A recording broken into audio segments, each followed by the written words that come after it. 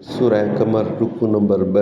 समूद जी क़ौम ॾेजारींदड़नि खे कूड़ो भायो, पोइ चयाऊं त पंहिंजे क़ौम मां हिक अहिड़े माण्हूअ जी ताबेदारी करियूं छा?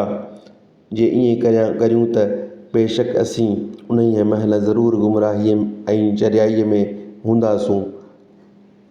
असांजे विचां उन्हीअ ते ई वही नाज़िल कयो वियो छा? बल्कि उहो वॾो कूड़ो पाण पढ़ाईंदड़ आहे। सुभाणे ॼाणंदा त पाण पढ़ाईंदड़ ॾाढो कूड़ो केरु आहे। बेशक असीं संदन परख लाइ हिक ॾाची मोकिलींदासूं।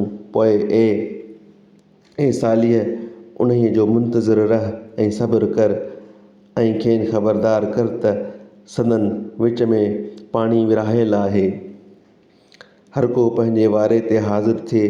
पोइ पंहिंजे संगतीअ खे सॼाऊं, पोइ वधीक हलत कयाईं ऐं मंडो कयाईं।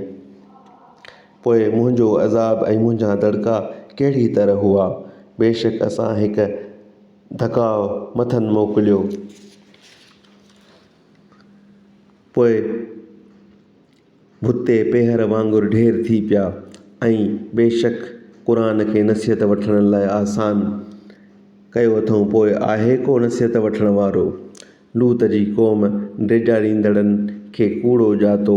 बेशक असां मथनि कंक्रीट वसाईंदड़ वाव खे मोकिलियो, सवाइ लूत जे घर वारनि जे, जो उन्हनि खे असुर महिल बचायोसीं पाण वटां फज़ल सां।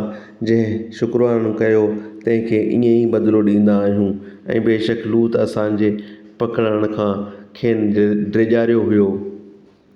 पोइ हथऊं उन्हनि ॾेजारण जे करे तकरार कयाऊं। ऐं बेशक लूत खे संदसि महिमाननि बनिस्बत छिकताण कयाऊं।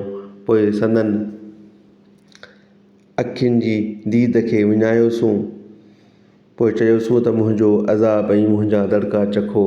बेशक हमेशा वारो अज़ाब उन्हनि ते सुबुह जो पहुतो। पोइ चयो वियुनि त मुंहिंजो अज़ाब ऐं मुंहिंजा दड़का चखो। ऐं बेशक क़ुरान खे नसीहत वठण लाइ आसान कयो अथऊं। पोइ आहे को नसीहत वठण वारो?